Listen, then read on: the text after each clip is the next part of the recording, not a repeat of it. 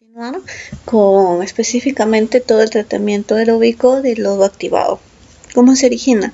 En el año de 1882, donde se encontró que la aireación de desagüe promovía la oxidación de la materia orgánica. En 1913, en Estados Unidos, observaron que aireando el desagüe se promovía el crecimiento de biomasa, la cual podría ser cultivada para incrementar la oxidación biológica, y que el lodo juega un papel importante en oxidación y nitrificación. El proceso de lodos activos en su forma más elemental comprende la mezcla de desagüe, que viene a ser el substrato, la masa heterogénea de microorganismos en condiciones aeróbicas. El proceso de lodos activados se divide en tres etapas. La primera etapa de contacto, donde el desagüe crudo sedimentado es mezclado con el lodo recirculado del clarificador secundario. La etapa de mezcla, por medio de la introducción de aire difuso o de agitación mecánica, se mantiene en el licor mezclado en suspensión, donde los microorganismos del lodo sintetizan en nuevas células la materia orgánica del desagüe, produciéndose la vía de graduación de los compuestos solubles y coloidales. Además de la síntesis de nuevas células, se produce alguna destrucción de biomasa por respiración endógena. Y la última etapa es la de clarificación. Consiste en separar el lodo del licor tratado para descargar el líquido clarificado como afluencia. Adicionalmente, las bacterias filamentosas, la Chaerotyphus, Begiotoa, Thriorix, Microtix, Geotrichum y Lessicotrix. Cuando ocurre un crecimiento excesivo de bacterias filamentosas, puede darse el fenómeno de bulking, fango voluminoso, por el cual se origina un fango biológico que no decanta bien y puede escapar con el efluente. Otro fenómeno perjudicial es la formación de espumas, el cual puede deberse al crecimiento anómalo de determinados géneros de bacterias, por ejemplo la nocardia. Acá les muestro un diagrama de flujo del proceso de lodos activados, donde incorpora el tratamiento primario, seguido por un periodo de aireación de 4 a 8 horas y una etapa de sedimentación. Ingresa el agua cruda, pasa por un tratamiento preliminar, que puede ser, como ya les había dicho, las rejas, el desbaste tamizado, etc. Pasa a un tanque de aireación, que es esto, donde se encuentra la biomasa. Adición de coagulante, para la remoción química de fósforo, un clarificador o un sedimentador. De la salida del clarificador va a una cámara de contacto para desinfección y para el efluente tratado, y del clarificador se retira también el exceso de lodos, que es por esta línea. El exceso de lodos llega a un tratamiento de espesamiento, que puede ser espesamiento físico, químico, y a un digestor anaeróbico. Con la adición también de polímeros puede finalmente estabilizarse el lodo y sacar como un biosólido para una disposición final. Parte del lodo del tanque de aireación del decantador va para retirar el exceso y una parte se recircula, De esta forma también se está renovando el lodo que se encuentra en el tanque de aireación. El pretratamiento sin sedimentación primaria, el pretratamiento biológico con lodos activos con alimentación por etapas, IRBN, una desinfección por cloración y la estabilización y deshidratación de biosólidos con cogeneración de energía. ¿Qué es esto? Ingreso, rejilla de mallas, un tanque desarenador, que es el tratamiento preliminar, tanque anóxico, tanque de aireación, decantador o clarificador con adición de coagulante. Parte de esto se recircula de nuevo al tanque anóxico y aireación.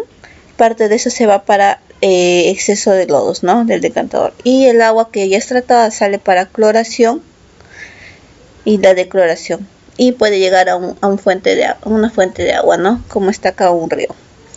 El lodo llega a un espesamiento, llega a un digestor primario, digestor secundario. Finalmente, el gas que se produce de estos digestores se quema, toda la producción de biogás, y el lodo estabilizado se hace con polímeros, se centrifugan, se secan y van a rellenos de seguridad.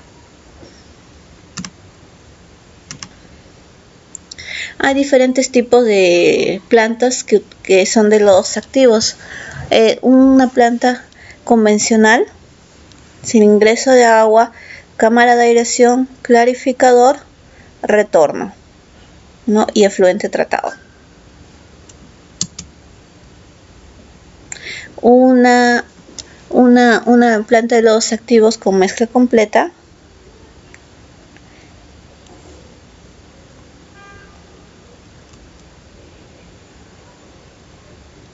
Una tanca de aireación por etapas. Quiere decir que pueden ser como especie de celdas, a veces las diferentes cámaras, como por un tipo de lotes, ¿no? Como un batch. Igual pasa por cada etapa, clarificador y un retorno.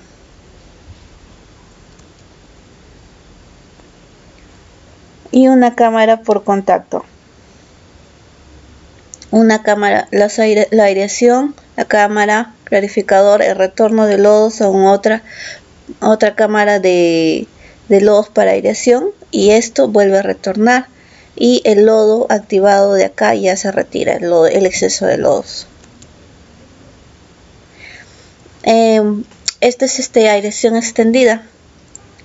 Este es el modelo de lodos activos por aireación extendida, y este es el que les mencionaba, tipo batch, ¿no? Acá hay rotores, y acá es por etapas. Pasa primero a una etapa, luego pasa a la segunda etapa, y de acá retorna, y tiene igual una salida. Los parámetros de diseño para los procesos de lodos activados. Acá vemos que las diferentes concentraciones o rangos, ¿no? Dependiendo del tipo de diseño de planta que nosotros vamos a hacer, ya está establecido algunos rangos, algunos parámetros que ya para la siguiente etapa de diseño vamos a considerar de acuerdo a la planta que vayamos a ver, ¿no? Por ejemplo, para una planta que sea de mezcla completa, ya tenemos un tiempo de vida del lodo, que es esto, la relación entre food, que es la comida, substrato, y materia orgánica, FM, la relación substrato, comida, microorganismos, la carga volumétrica para DBO, y los sólidos suspendidos en el licor de mezcla. Entonces, dependiendo de cada planta, cada diseño de cada planta, vamos a tener diferentes rangos.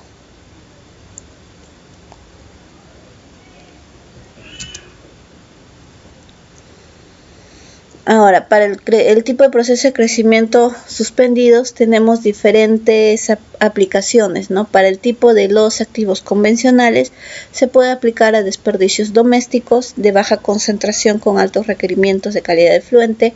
Para la remoción biológica de nutrientes, la RBN, se puede aplicar cuando se requiere remoción de nutrientes, principalmente para los efluentes que tienen alta carga orgánica, mataderos, comedores, etc.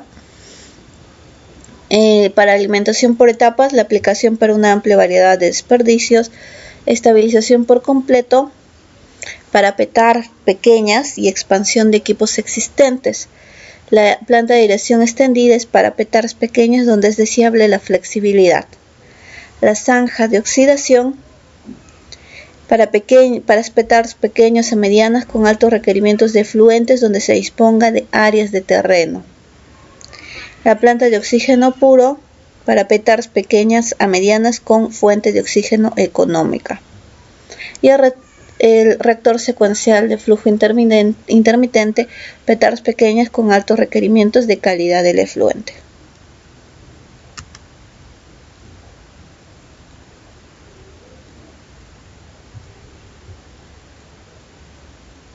Los sólidos sedimentados en el sedimentador secundario son recirculados al tanque de aireación para mantener una concentración apropiada de microorganismos. Una parte de los sólidos activados son desechados con el fin de mantener el equilibrio del proceso. Estos sólidos requieren de una posterior estabilización. Es muy importante en el diseño de un sistema de LAC, lodos activados, el tener un sistema efectivo de aireación que permita altas tasas de transferencia de oxígeno debido al alto costo de la energía. Un lodo activo diseñado y operado adecuadamente puede eliminar hasta el 90% de la DBO del agua cruda, normalmente entre el 15 y el 20% de nutrientes. Cuando se refiere a nutrientes, se refiere principalmente a la remoción de nitrógeno y de fósforo.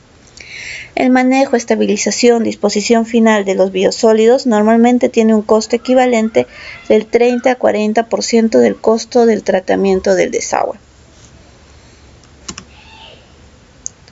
Dentro de los procesos de la planta de lodos activos convencionales se encuentra, por ejemplo, el flujo pistón. Se lleva a cabo en una cuba de aireación rectangular, seguido de un decantador secundario. Tanto el fango recirculado como el agua entran en la cuba por un extremo, donde son aireados y se produce la floculación y oxidación de la materia. ¿Cuáles son las ventajas de este tipo de planta? Permite menores volúmenes que el reactor de mezcla completa, tiene una operación flexible, tiene una menor necesidad de aireación, menores requerimientos por reactor y mejor capacidad posterior de sedimentación. ¿Cuáles son las desventajas? Mayor demanda interior de oxígeno, puede tener problemas con caudales picos y elevados costos de construcción. Una planta de lodos activos de mezcla completa. La mezcla se mezcla uniformemente, tanto los fangos recirculados como el efluente inicial se mezclan de forma homogénea, mientras que son aireados en la cuba. ¿Cuáles son las ventajas? Permite trabajar correctamente con caudales picos, apto para poblaciones que no son extremadamente grandes y una sencillez en la explotación. ¿Cuáles son las desventajas? Ocupa un gran volumen y un costo elevado de aireación y tiene una flexibilidad moderada, asociado principalmente con la aparición de bulking. Bulking es el lodo que es filamentoso, ¿no? Que es un lodo que no se puede manejar bien porque al ser filamentoso no sedimenta. Entonces en nuestro efluente tratado podemos tener presencia de bastantes sólidos que pueden ser arrastrados. La alimentación escalonada. El agua residual se introduce en el tanque de aireación de flujo pistón junto con los fangos recirculados en diversos puntos de recorrido del licor de mezcla. Se elimina la materia orgánica en un periodo menor debido a que se consiguen mejores propiedades de absorción. Como les decía, acá tenemos mezcla completa y flujo pistón. Por ejemplo, este de acá es una mezcla completa.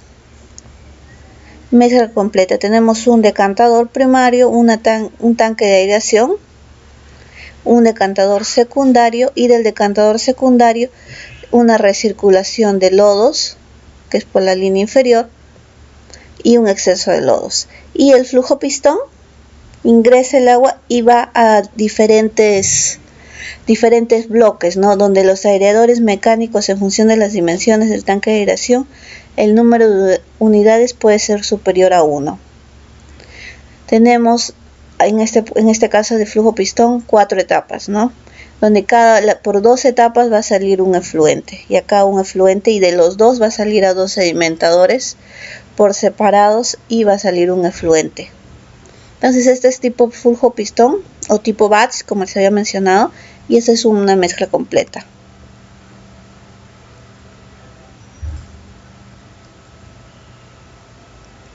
Este de acá, esta foto sería una mezcla completa, ya que solamente es una cámara y en la base pueden observar cómo están los difusores. En cambio acá son diferentes cámaras. Esta es una mezcla completa. El sistema de lodos activos, introducido en Alemania en 1914, es una masa de lodos en suspensión. Se forma por el contenido de microorganismos activos que posee lodos activos. Los lodos recirculados van al tanque de aireación y los lodos en exceso es la cantidad de lodos que aumenta en cada ciclo y se va eliminando continuamente del sistema. La aireación conduce el proceso de disolución de oxígeno. Vemos acá ingreso de agua, afluente, ingresa a una etapa de aireación, tanque de aireación, que se encuentra acá. Esto representa los difusores. Pasa a un tanque de sedimentación, por lo general cónico, y la salida el efluente tratado, y el exceso de lodos se retira una parte y otra parte se recircula. Acá vemos un modelo tipo de una planta de lodos activos en etapa de construcción, ¿no? Podemos ver cómo nosotros diferenciamos la planta de lodos activos, que puede ser una de tipo rectangular, como es esta, una de tipo circular, y nosotros vamos a ver que en la parte inferior de esto se encuentran los difusores y empieza a burbujear, similar al burbujear porque presenta una agitación. Diversos procesos microbiológicos, químicos y físicos: la descomposición de la materia de BO y de QO, la floculación y degradación parcial de material particulado, TS, la oxidación de amonio a nitratos, nitrificación, la reducción de nitrato a nitrógeno de nitrificación, remoción química de fósforo mediante la precipitación simultánea y una remoción biológica. Este es el proceso en el tanque de aireación. Tenemos presencia de oxígenos, tenemos la etapa de denitrificación y los organismos autótrofos. Los organismos autótrofos son los principales en la etapa de nitrificación, ¿no? La etapa de nitrificación consta de dos reacciones de nitrógeno 2 o nitrógeno orgánico se transforma a nitritos, de nitritos se transforman a nitratos y de nitratos a amonio. Y la denitrificación es el proceso inverso. Características: la concentración de lodos activados bajo la forma de materia seca, TSBB, sólidos totales en el tanque de aireación, MLSS, sólidos suspendidos en el licor de mezcla. La concentración de lodos activados como razón para la elección es un proceso iterativo. El tanque de segunda sedimentación es más grande cuanto mayor es el espesamiento de lodos y cuanto mayor sea la concentración admitible de lodos activados. Para evaluar el rendimiento de una planta de lodos activados es determinante la masa absoluta de lodos. MTS, la masa absoluta, es igual al volumen por los sólidos totales. No importa si se combina un gran volumen y la concentración de lodos es baja, o si se combina un pequeño volumen y la concentración de lodos es alta. Características: el volumen y distribución del tanque de aireación depende del acceso a la estructura del tanque para su limpieza y de la posible concentración de lodos activados que se den a través de la segunda clarificación y de las propiedades del espesador de lodos medido como índice de lodos, SBI, del consumo de oxígeno y del dimensionamiento del aireador. La producción de lodos es retirada como lodos en exceso y posteriormente se aplica el tratamiento de lodos excesivo. Además, se toma en cuenta si son necesarios procesos químicos, como por ejemplo la precipitación de fósforo. Acá es algunas fórmulas que dan para la relación FM, Food, materia orgánica, que indica la materia orgánica que sirve para ver el DBO por cantidad de lodos activos, medido como materia seca, que debe ser degradada de acuerdo al tiempo. Esta es la relación en inglés FM, Food, microorganismos, ¿no? Y la carga de lodos o relación alimentos-microorganismos, FM, la BD, relación DBO del sustrato en el afluente, y MTS, masa de lodos en el tanque de aireación. El rendimiento de la alimentación de los ratones depende de la relación que esos ratones. ¿Qué quiere decir? Que el rendimiento que nosotros vamos a tener de nuestros microorganismos va a depender de la concentración que tengamos de sustrato, del food. Si nosotros no tenemos demasiado alimento, entonces nuestros microorganismos no van a poder reproducirse y vamos a tener una planta que no esté trabajando de acuerdo a la capacidad. Como ven acá, como es un tipo de analogía que han hecho en este caso. La carga de lodos activos y la eficiencia de la remoción. Podemos ver que existe una mayor eficiencia a una carga, una relación menor. Y cómo esta eficiencia va disminuyendo cuando esta relación de FM, F sobre M, va disminuyendo.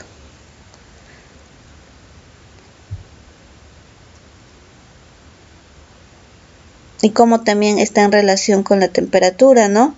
Cuando nosotros tenemos una menor temperatura, la eficiencia disminuye. ¿Esto es por qué? Porque para que se reproduzcan los lodos activos, de preferencia se realiza en un clima cálido. En un clima cálido esta planta de lodos activos funciona muy bien. Mas si nosotros tenemos un clima un poco frío, entonces este tratamiento puede ralentizarse un poco más. Las características. La carga volumétrica indica cuánta materia orgánica, medida como DBO por metro cúbico del tanque de aireación, debe ser degradada con respecto al tiempo.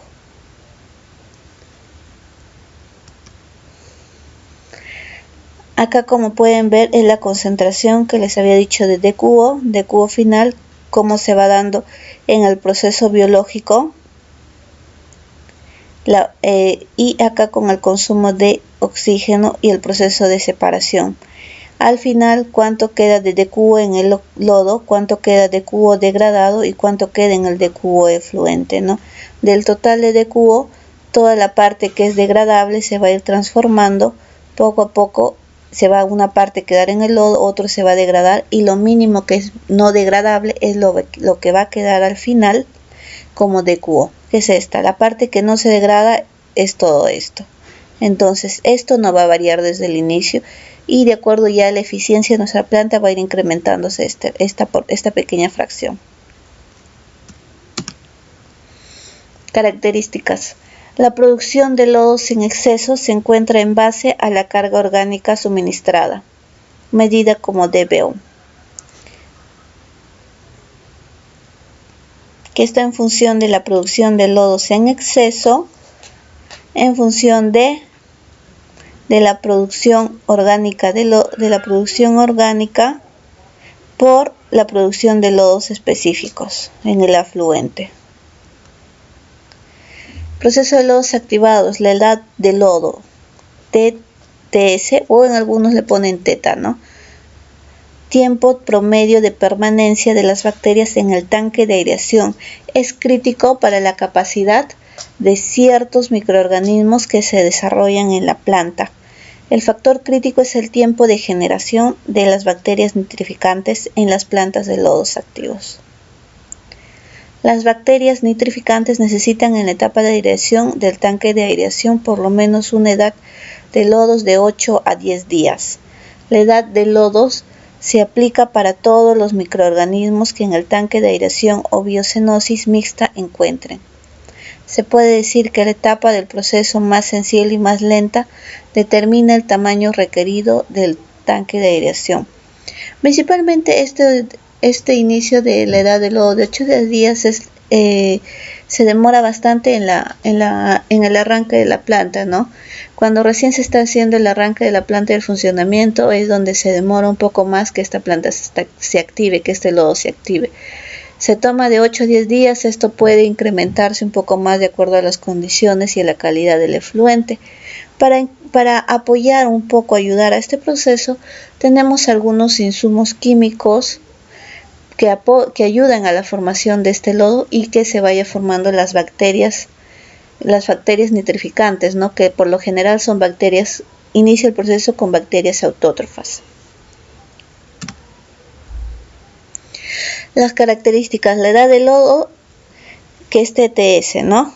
Hay una determinada cantidad de lodos en el sistema y se produce cada día una cierta cantidad como lodos en exceso. ¿Qué es esto? De 500 kilogramos por día. De esta manera permanece cada partícula de lodo y los microorganismos que contengan en promedio, que es MTS sobre USD. En el ejemplo, 10 días en el sistema. A eso le llamamos la edad del lodo. A pesar de la eliminación constante de lodos, permanece la misma cantidad en el sistema, ya que se van produciendo nuevas bacterias. Características: tamaño de la planta, el tratamiento de aguas residuales sin nitrificación, hasta tener una cantidad de 20.000 habitantes, la edad mínima de lodos en días puede ser sin nitrificación 5 días y para una población de 100.000 4 días. El tratamiento de aguas residuales con nitrificación puede darse en mínimo para una población de hasta 10.000 en 10 días y de 100.000 con 8 días. Tratamiento de aguas residuales con nitrificación y denitrificación puede ser de 12 y 13 días, 15 y 18 dependiendo a esta relación, y para 100 habitantes es menor, ¿no? La cantidad de días es menor. El tratamiento de aguas residuales con nitrificación, denitrificación y tratamiento de lodos, la edad mínima de lodos debe ser hasta 25 días y para más de 100.000 este proceso no se recomienda. Entonces nosotros, dependiendo al tratamiento global que nosotros vayamos a hacer, es la edad de lodo que vamos a tener, mientras nuestro proceso sea más completo, que incluye nitrificación, denitrificación. Para esto también se recomienda que tenga una parte anóxica para la denitrificación. Entonces va a incrementarse esta edad la edad de los lodos.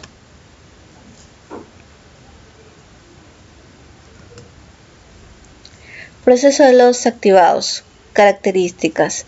Se empieza con el diseño del último paso del tratamiento biológico de aguas residuales, el tanque de segunda sedimentación.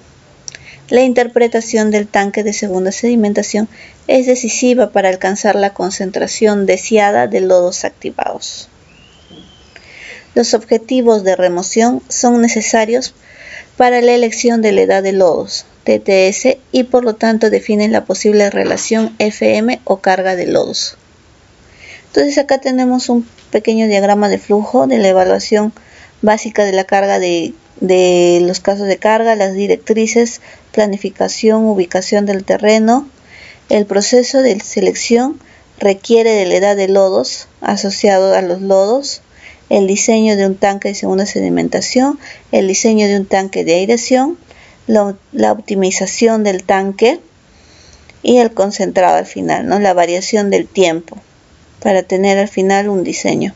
Entonces, dependiendo de esta relación FM de la calidad de agua, nosotros vamos a definir el diseño que vamos a utilizar, ¿no?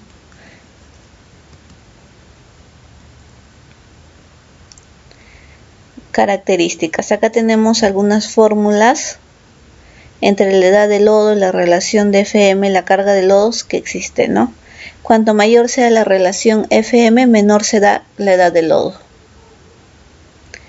La producción de biomasa, es decir, la cantidad de lodos producido por kilogramo de DBO degradado.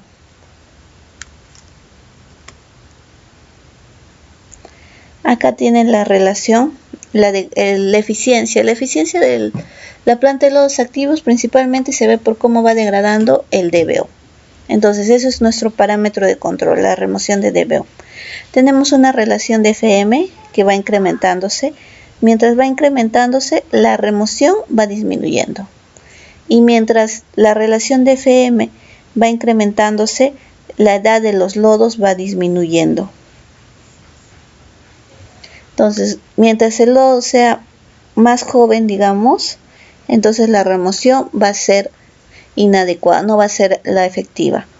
Nosotros necesitamos tener lodos maduros, que puede darse en esta etapa, para que nosotros podamos tener un buen proceso de degradación.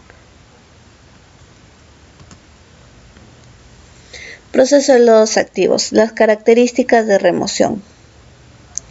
¿No? Acá es una pequeña tablita más o menos para que vean cómo se da la remoción de acuerdo al tipo de planta, si es sin nitrificación, con denitrificación, estabilizándolos y con eliminación de fósforo. Las características. El elemento central, el proceso de aireación. Debido a la alta eficiencia de remoción, se debe aplicar una alta concentración de oxígeno. La aireación es el proceso que consume más energía en una planta de tratamiento de lodos residuales. Entre la producción de lodos en exceso y el consumo de oxígeno existe una relación. Resumiendo, en el balance de DQO permanece la suma de ambas siempre.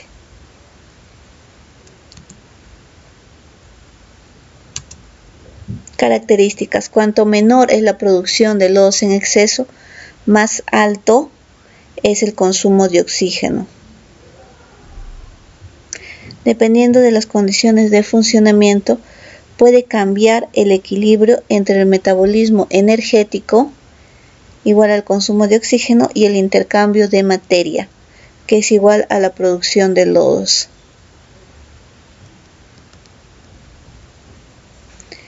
Características. La determinación del consumo de oxígeno por kilogramo de DBO.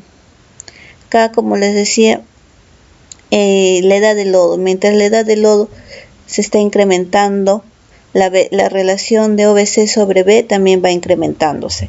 El consumo para la nitrificación debe tener también una relación. Es por eso que nosotros tenemos que seleccionar adecuadamente qué capacidad va a tener nuestros sopladores, qué tipo de difusores son los que tenemos que usar, porque si nosotros tenemos equipos que no están insuflando la cantidad adecuada de oxígeno, no vamos a poder tener un proceso de nitrificación y denitrificación efectiva. El proceso de ingeniería de lodos activados. Planta de tratamiento con eliminación de nitrógeno mediante zonas aireadas, que es la degradación de carbono y la nitrificación. Y en zonas no aireadas. Cambios espaciales y temporales.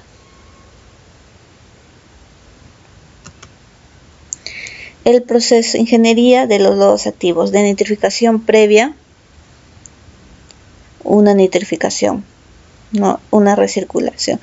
La etapa de nitrificación por lo general se da en una parte anóxica. Esto puede ser interpretado que el primer gráfico tiene una parte anaeróbica, una cámara anaeróbica, y posterior tiene una cámara aeróbica, ¿no? Donde se encuentran todos los difusores. La difusión de nitrificación en cascada quiere decir que es por etapas. Acá hay una parte anóxica, aireación, anóxica, aireación. Y la denitrificación simultánea, ¿no? Donde en una parte se da la denitrificación como una zona muerta, digamos, donde no hay difusores, y una etapa la nitrificación. Proceso de ingeniería de lodos activados.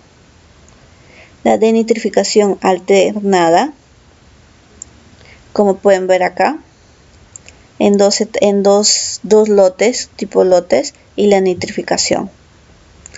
Y la denitrificación intermitente, nitrificación y denitrificación en una sola etapa. Y acá nitrificación y denitrificación posterior. Y luego llega una etapa de aireación. Y ahora les voy a hablar de otro tipo de planta de lodos activos, ¿no? Que ya no es la de flujo pistón y la de aireación extendida, sino la de remoción de nutrientes.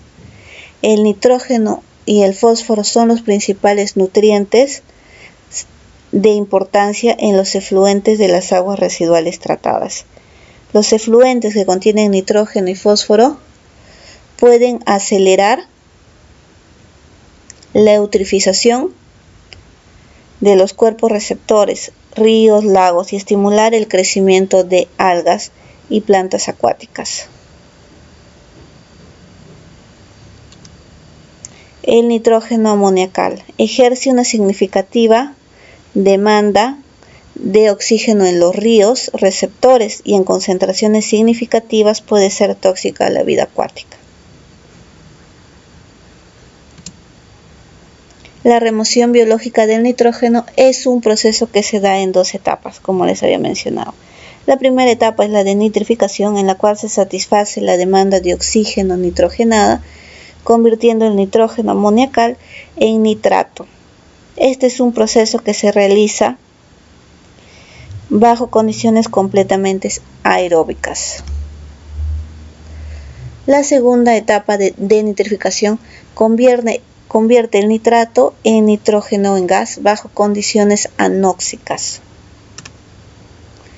Frecuentemente el fósforo es el nutriente limitante en las aguas superficiales y se requiere su remoción para prevenir eutrofización. El fósforo puede ser removido usando procesos biológicos o usando procesos químicos. Para remover fósforo a través de precipitación química, los coagulantes pueden ser añadidos directamente en los procesos primarios, secundarios o terciarios. Muchos esquemas han sido desarrollados para la integración y oxidación de carbón, nitrificación, denitrificación y remoción biológica de fósforo. La selección de un proceso depende de su aplicación específica, particularmente de los criterios de calidad del efluente y las características de las aguas residuales afluentes.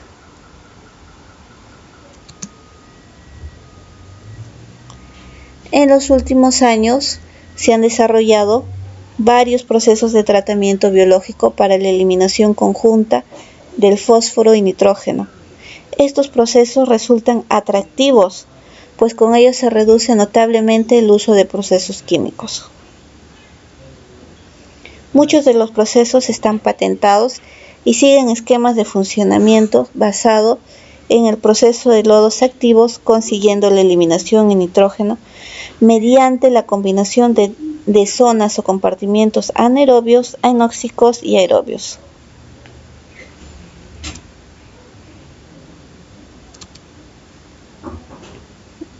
Por ejemplo, acá tenemos el proceso Gurman, que es para la remoción biológica de fósforo, y el proceso combinado de nitrógeno y fósforo.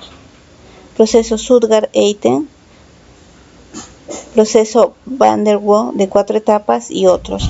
Estos, como mencionan, son procesos que han sido patentados, pero por lo general ya a la fecha, si nosotros queremos hacer una adecuada degradación, eliminación de fósforo y de nitrógeno, siempre se tiene plantas que funcionen como una parte aeróbica y otra parte anaeróbica, ¿no?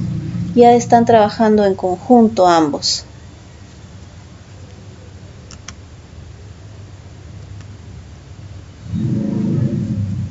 Entonces acá pueden ver ya cómo está la parte aeróbica, anóxica, aeróbica, anóxica, aeróbica. Entonces son diferentes etapas, cada uno es secuencial y en cada uno se está haciendo la eliminación del nitrógeno, porque una vez que se pasa el nitrógeno a nitrógeno en forma de gas, pues este ya se está eliminando de la planta, ¿no?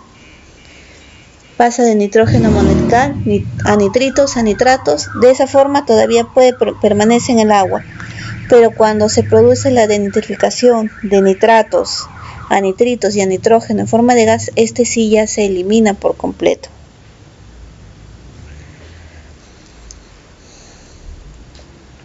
Acá tenemos también otro tipo, ¿no? Aeróbico, anóxico, aeróbico, clarificador y todo retorna. Entonces hay diferentes formas como se van trabajando de forma conjunta la parte anaeróbica y la parte aeróbica para que tengamos una remoción de nutrientes. Ahora, otro tipo de planta en los activos es por aireación prolongada o aireación extendida, apto para cargas medias y tiempos de aireación elevados. Se emplea en comunidades de tamaño pequeño, medio. La planta de tratamiento consiste en un pretratamiento, una cuba biológica y un decantador secundario con un tratamiento primario opcional. Ventajas: operación flexible en cuanto a aireación, proceso muy estable y buenas características de decantación posterior. Desventajas: tiempos elevados de aireación, altos requerimientos de aireación y costos elevados de equipo de aireación, dado que es necesario agitar y airear al mismo tiempo. También los costos de mantenimiento son elevados.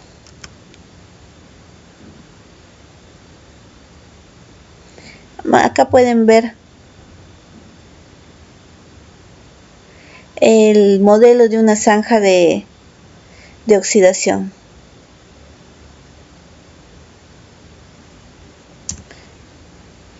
Ve como zanja de oxidación o aireación extendida. Y acá pueden ver, estos son por lo general los rotores que ellos usan, o los difusores, ¿no? Con esto se agita. Entonces estos ayudan no solamente para agitar, sino también dan de esa forma oxígeno.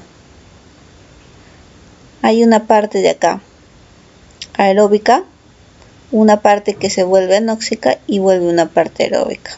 Entonces más o menos así es el flujo en una cámara de zanja de oxidación. Como les decía, el sistema de aireación, estos son los cepillos Monster, estos de acá. Entonces estos son los que se encuentran al interior de la planta, ¿no? Entonces con esto se va agitando y se va aireando todo el proceso en las aireadores superficiales.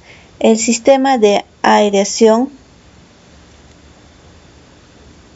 además de proporcionar las condiciones aeróbicas que necesitan las bacterias para degradar la materia orgánica, también crean la mezcla y la turbulencia necesaria para mantener el lodo en suspensión. Entonces, como pueden ver acá en la primera figura, es un aireador flotante de alta velocidad y acá un aireador fijo de baja velocidad montado en una plataforma.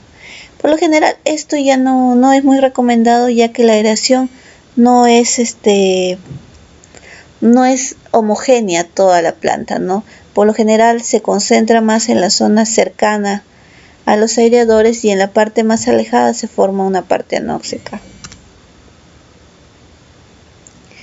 Aireadores mecánicos y su capacidad de transferencia de oxígeno. Acá pueden ver los valores más o menos de la capacidad de transferencia de oxígeno, ¿no? Los intervalos típicos de la capacidad de transferencia de oxígeno de los diversos tipos de aireadores mecánicos. Si es un tipo de aireador superficial, de baja velocidad con campana de aspiración, de alta velocidad, con turbina sumergida, impulsor o rotor de cepillos y placas.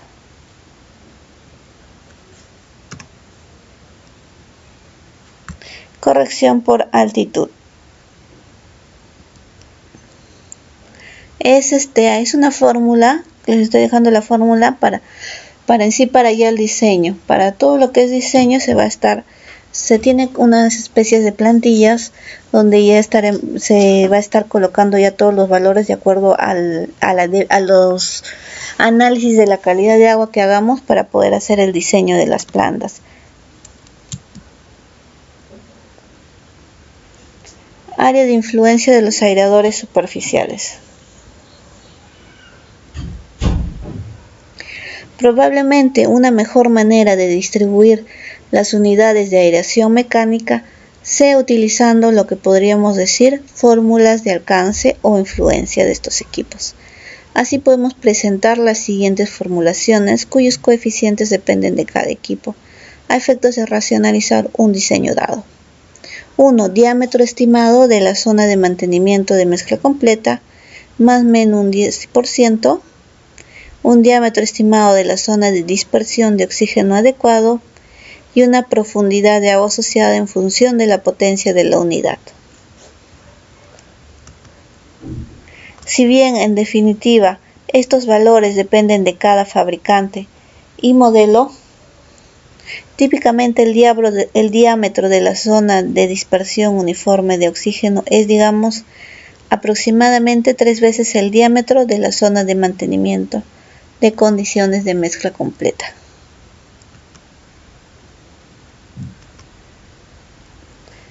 Como les decía, el tamaño del aireador, las dimensiones de los tanques de aireación para el uso de aireadores mecánicos superficiales. Dependiendo de ese tamaño va a depender la profundidad del tanque y el ancho.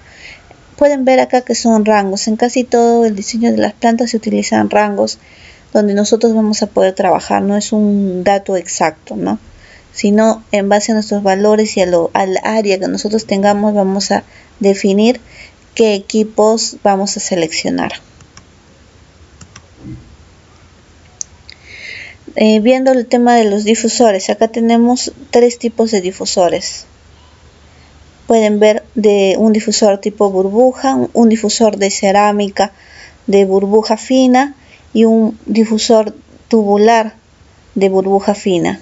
Entonces son diferentes tipos de difusores donde nosotros vamos a tener que elegir cuál es el más adecuado para nuestro proceso. Aire difuso. Pueden observar acá la salida.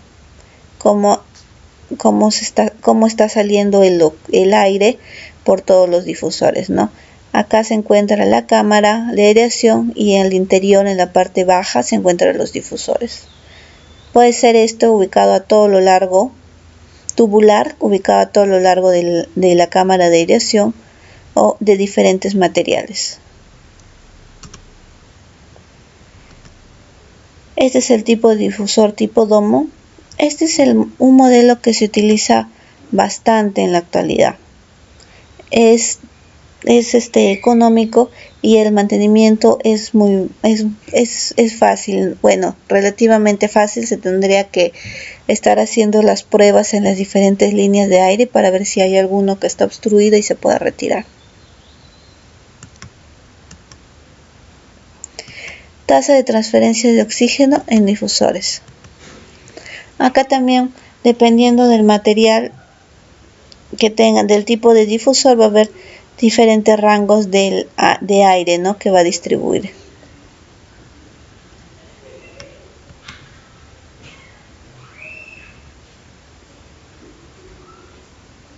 Y acá, dependiendo del aire, cuántos metros cúbicos por hora, va a ver la eficiencia del proceso.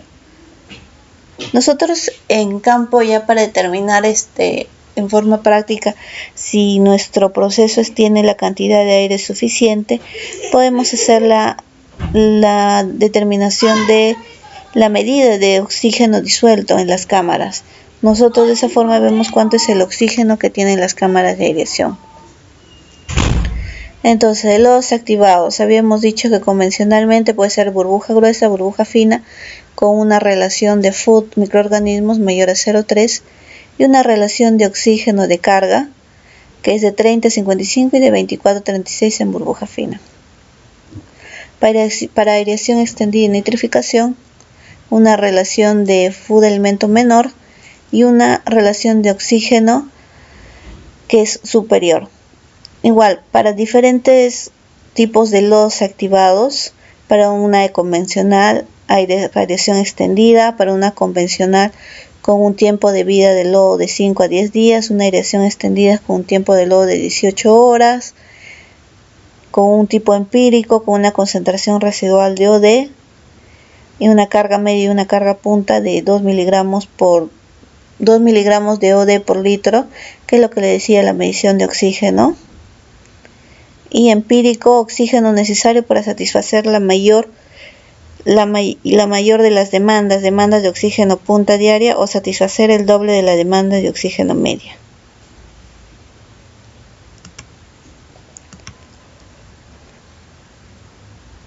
Cantidad de oxígeno necesario. Como les decía, acá está la oxidación de la materia carbonácea.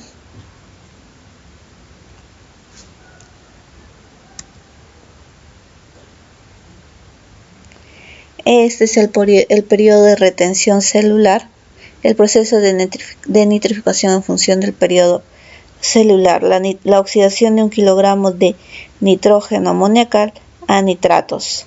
Requiere 4.3 sobre 4,6 kilogramos de oxígeno. Ejemplo, 25 miligramos de amonio por litro ejercen una demanda adicional de oxígeno equivalente a 115 miligramos de DBO.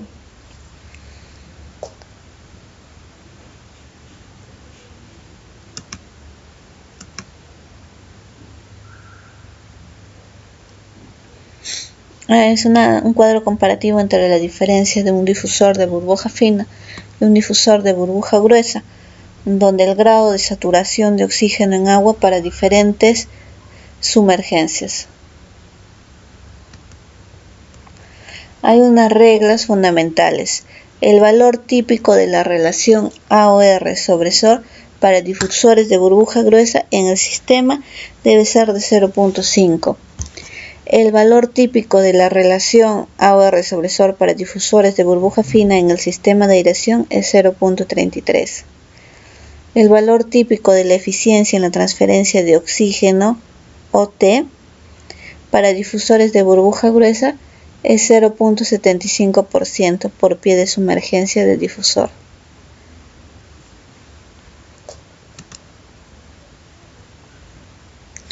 El valor típico de eficiencia de transferencia de oxígeno OT para difusores de burbuja fina es 2% por pie de sumergencia del difusor.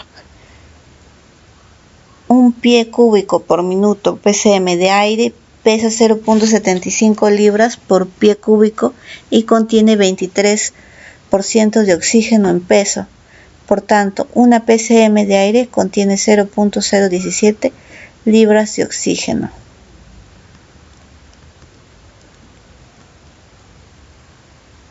Esa es la fórmula para el cálculo de los sopladores, principalmente la potencia que nosotros vamos a necesitar, ¿no? Dependiendo del caudal que vamos a tener, de las presiones.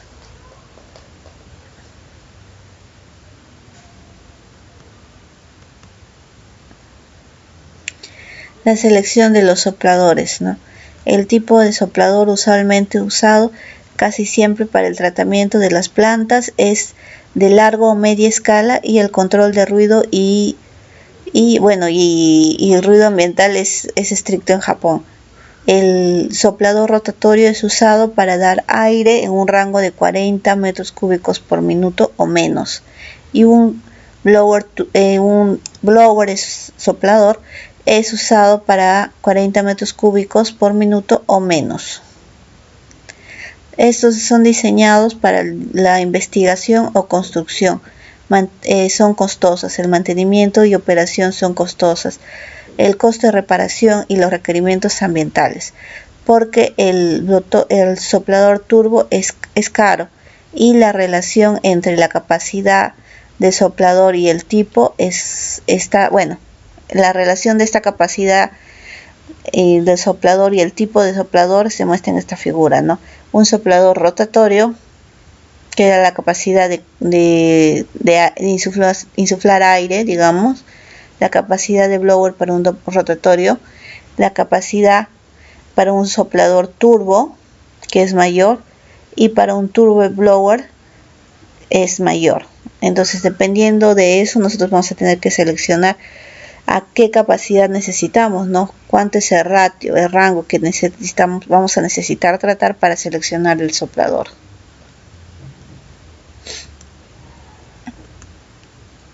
Acá hay algunos fotitos de algunos sopladores lobulares, multietapa, etc. lo que nosotros tenemos que ver en los sopladores, cuánto es la capacidad de carga, cuánto es la capacidad de aire que este soplador insufla, ¿no? De 1 HP o de más, y de acuerdo a eso nosotros vemos las características, cuánta es la relación de aire. Acá las especificaciones de los sopladores: la presión, la succión de la temperatura, la salida del motor y el tipo de blower, ¿no? Para 20 grados atmosféricos, presión relativa y humedad al 65%.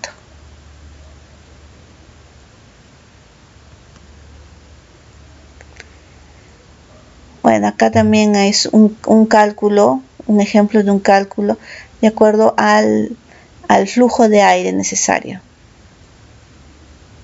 que es en este caso 100 metros cúbicos por minuto.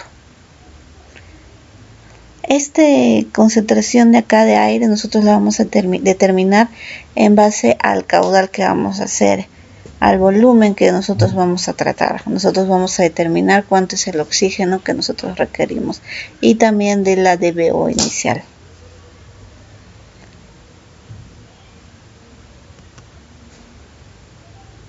Bueno, acá podemos ver los cálculos que se han empleado, las fórmulas para hacer determinar cuál es el tipo de soplador adecuado.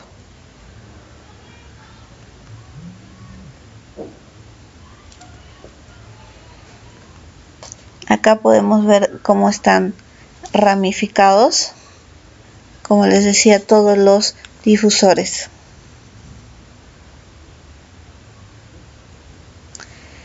Acá está, por estas tuberías, acá esto es como una casa fuerza. Acá se encuentra el soplador, acá está todas las tuberías con todas las válvulas y la salida de aire. Acá se encuentra el aire, baja y alimenta toda esta red de difusores. Como pueden ver, observan que está saliendo, se encuentran 4 líneas y llegan a la parte baja y sale, y todo el aire llega hasta estos difusores. Estos difusores cada uno tiene cierta cantidad de agujeros dependiendo del tipo de burbuja que sea. Acá, como les decía, los tipos de difusores: los difusores tipo discos, la capacidad de oxígeno, la transferencia, y cómo se realiza la limpieza. Se realiza con ácido fórmico. Esto en realidad en la práctica es muy difícil, pero bueno, porque se tendría que desarmar uno por uno, ¿no? O hacer la limpieza de toda la tubería, y cuando ya tenemos una planta en funcionamiento, evacuar toda una planta es muy complicado. También se calcula la pérdida de carga en tuberías para aire, y se encuentran acá las fórmulas.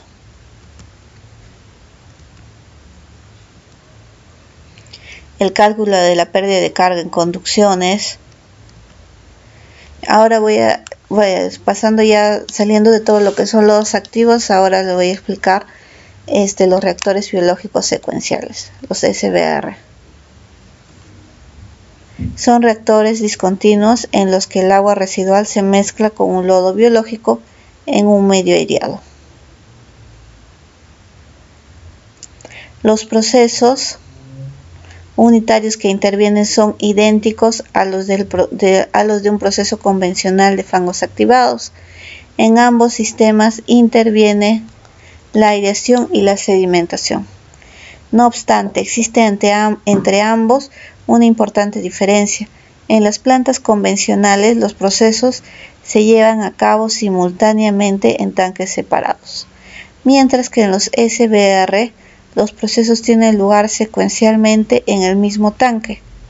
El empleo de un único tanque reduce sustancialmente el espacio y la inversión necesaria.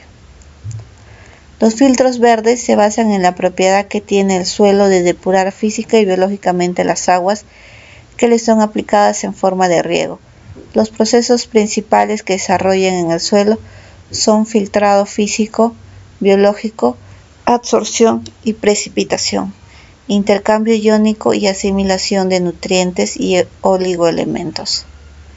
Los cultivos más empleados son los capaces de asimilar grandes cantidades de agua y nutrientes. Acá pueden ver los reactores secuenciales o por lotes, la SBR. Reactores discontinuos secuenciales. Es una modificación especial del proceso de lodos activos, que incluye ¿qué etapas? La etapa anóxica de denitrificación anaerobia, precursores de remoción biológica de fósforo, y la aeróbica, degradación de DBO y nitrificación, y un decantador. Todas estas etapas se llevan a cabo en un solo reactor. Operación cíclica y discontinua. Las fases se ejecutan una a continuación de la otra para finalmente dar origen a un nuevo ciclo. Se ajustan las condiciones del medio para cada secuencia de tiempo. El tanque de segunda sedimentación no está separado. Entonces la sedimentación de los lodos activados y la descarga del agua clarificada, decantada, forman parte del mismo ciclo. Subdivisión del ciclo total TS en tres fases principales. Una fase de reacción, dividido en una fase de denitrificación y nitrificación, una fase de sedimentación y una fase de descarga del agua clarificada, ¿no?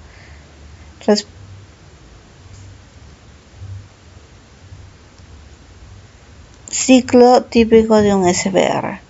Tenemos, por ejemplo, una etapa de llenado, una mezcla, una etapa de aireación, una etapa de sedimentación, una etapa de decantación y luego el llenado.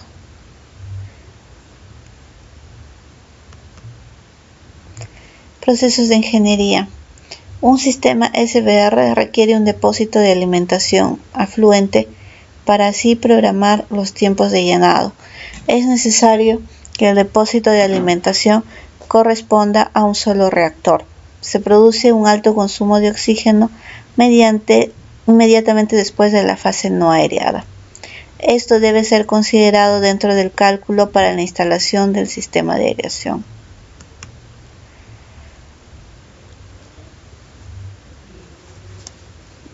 Como pueden ver, el ingreso del agua, una bomba sumergible, pasa a una etapa de pretratamiento, un desarenador y rastrillo, llega a una parte anóxica, acá una bomba del tanque de alimentación y llega a un reactor.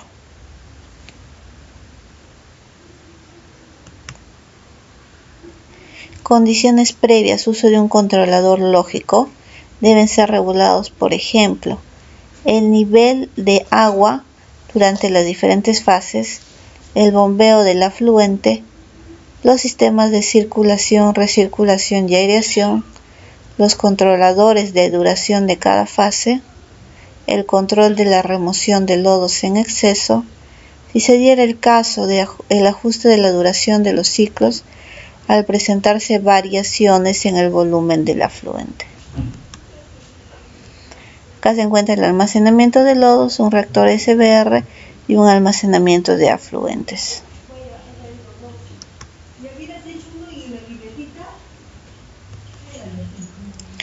Variaciones en la alimentación.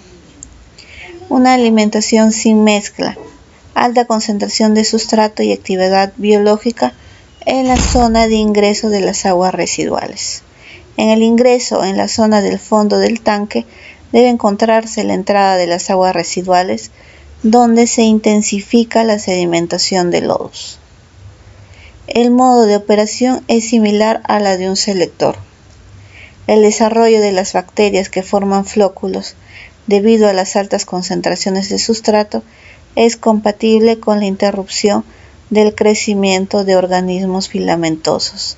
Se mejora las características de la sedimentación de lodos. Acá pueden ver la variación, una alimentación sin mezcla, series temporales de los parámetros de carga. Como a través del tiempo va por las siguientes etapas: una etapa anaeróbica, anóxica, anaeróbica y aeróbica. Y como en cierta parte, por lo menos hay la degradación de los contaminantes es variante. En una parte aeróbica se elimina más un contaminante que en otra. Por ejemplo, la remoción de la DBO se da de una forma efectiva en la etapa de llenado y en la etapa de mezcla para decaer en las siguientes etapas. En la etapa por ejemplo, para la remoción para el tratamiento del nitrógeno, en la etapa de aireación es donde se produce el incremento. ¿Por qué? Porque el nitrógeno o el nitrógeno amoniacal que se encuentra en el agua residual en forma de urea, en presencia del oxígeno, se transforma rápidamente de nitritos a nitratos. Alimentación y mezcla al mismo tiempo. Alta concentración de sustrato y actividad biológica. Nitrato, DBO, DQO y fosfato. Denitrificación del nitrato contenido en el sobrenadante del ciclo anterior. Fase anaerobia como paso previo hacia la remoción biológica de fósforo. Esta fase puede preceder a la fase de contacto. Alimentación sin mezcla, con el objetivo de emplear el efecto de ambas variables. Las características de sedimentación de lodos mejorarían.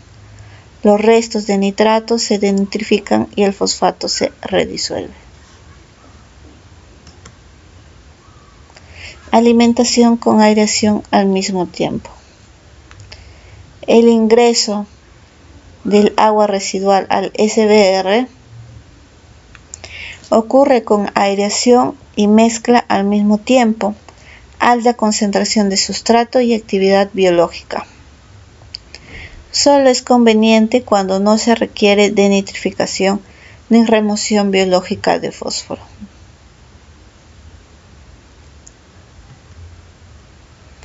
Procedimiento para la denitrificación.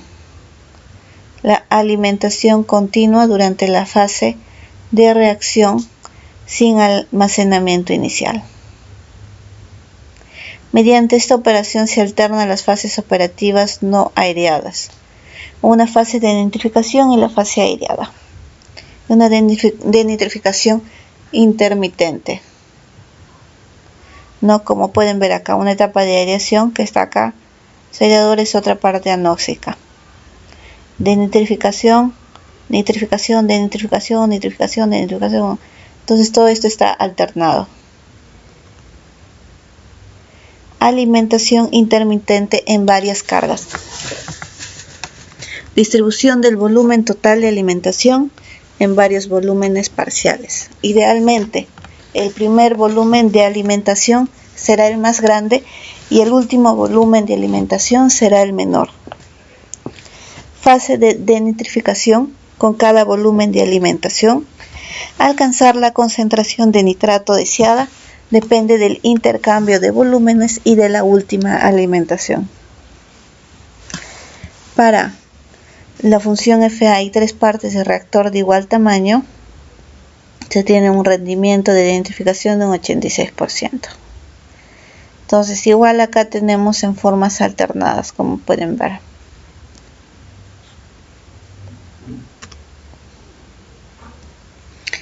El procedimiento para la denitrificación: en una parte aireada, una agitación, aireación, sedimentación. Series de tiempo que presenta el nitrato con el llenado intermitente.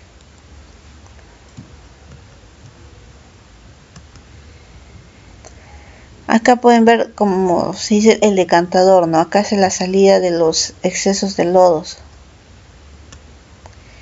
Acá pueden observar la red de difusores que se encuentran. Y acá, bueno, no se observa bien, pero acá es la presencia de bulking y se ve que no hay una adecuada aireación, porque solamente en un lado, en este lado se produce aireación y en esta parte de acá se encuentra ya la presencia de agua estancada, sin agitación. Bueno, acá ven ya cómo es el ingreso. Miren, esta es una adecuada agitación que es homogénea. Acá igual están viendo la red de difusores en la parte baja. ¿Ves? Ven que cómo debe ser homogéneo a lo largo de todo el reactor. Hay unas partes que se agitan un poco más que otras, pero debe ser a lo largo de todo. Tiene que cubrir todo el extenso del reactor.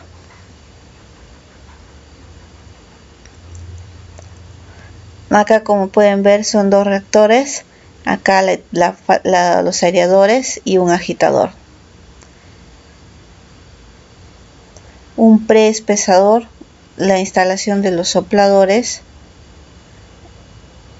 un efluente, los lodos, la salida de los lodos en exceso, y un espacio para una proyección de contenedor. Bueno, más o menos esta es la forma externa de un SBR por lotes, ¿no? ¿Cuáles son las ventajas de estos reactores secuenciales? Una técnica de construcción sencilla, no existe sistema de bombeo de lodos de retorno, es posible que el control del proceso sea flexible, pero no frecuentemente. En plantas pequeñas se puede conseguir con relativamente poco esfuerzo un sistema de 2 líneas de reactores. Se adapta a las variaciones de las condiciones, volumen de alimentación, tasas, mediante el cambio de la duración de los ciclos y su secuencia.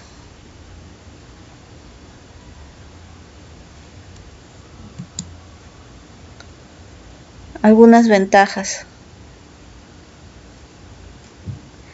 periódico exceso de sustrato debido a una descarga cíclica y discontinua. Se reduce la tendencia a la formación de bulking, índice de lodos es favorable, ISB, efecto de selección, debido al beneficio de un corto tiempo de llenado. Empleo efectivo del carbono para la denitrificación, debido a pequeñas adiciones de sustrato concentrado. A veces se alcanzan casi las máximas tasas de degradación, DBO, nitrificación y denitrificación. ¿Cuál es la desventaja? La tecnología SMR es esencial cuando se reciben volúmenes muy grandes de aguas residuales. Es posible que se presenten problemas hidráulicos. La cantidad de energía consumida no es constante y las descargas discontinuas. Se debe a una contaminación del agua, ¿no? Bueno, ahora les voy a explicar un poquito el tratamiento terciario, que es en sí la etapa final, que ayuda a aumentar la calidad del agua al estándar requerido antes de que éste sea descargado al ambiente receptor, mar, río, lago, campo o para su reuso. Más de un proceso terciario del tratamiento puede ser usado en una planta de tratamiento. Si la desinfección se practica siempre en el proceso final, es siempre llamada pulir el efluente.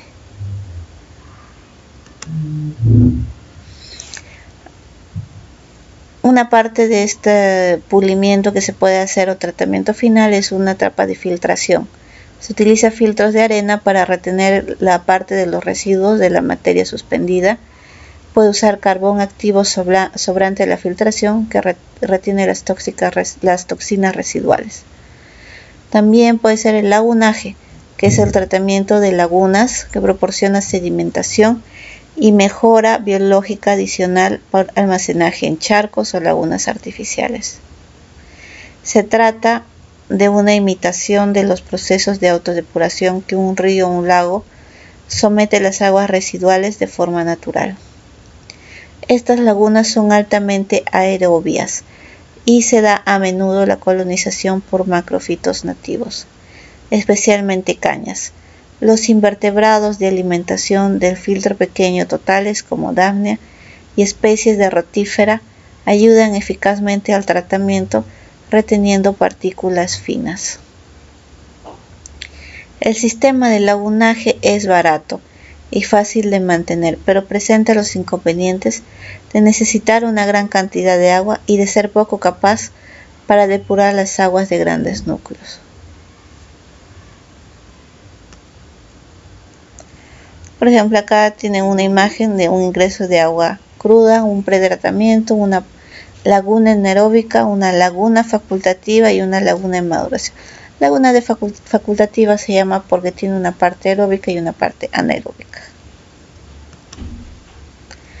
Humedales artificiales.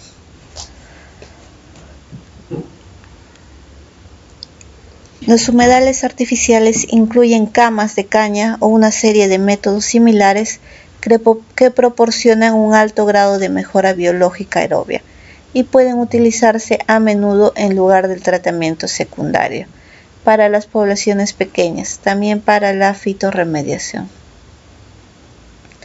Un ejemplo es una pequeña cama de cañas o cama de lámina, utilizada para limpiar el drenaje del lugar de los elefantes en el Parque Zoológico de Inglaterra. Desinfección. El propósito de la desinfección en el tratamiento de las aguas residuales es reducir sustancialmente el número de organismos vivos en el agua que se descargará nuevamente dentro del ambiente. La efectividad de la desinfección depende de la calidad del agua que es tratada, por ejemplo, turbiedad, pH, etc., del tipo de desinfección que es utilizada, de la dosis de desinfectante, concentración y tiempo, y de otras variables ambientales. Un agua turbia será tratada con menor éxito, puesto que la materia sólida puede brindar organismos, especialmente de la luz ultravioleta, o si los tiempos de contacto son bajos. Generalmente, tiempos de contactos cortos, dosis bajas y altos flujos influyen en contra de una desinfección eficaz. Los métodos comunes de desinfección incluyen el ozono, la clorina o la luz UV. La cloramina que se utiliza para el agua potable no se utiliza en el tratamiento de aguas residuales debido a su persistencia.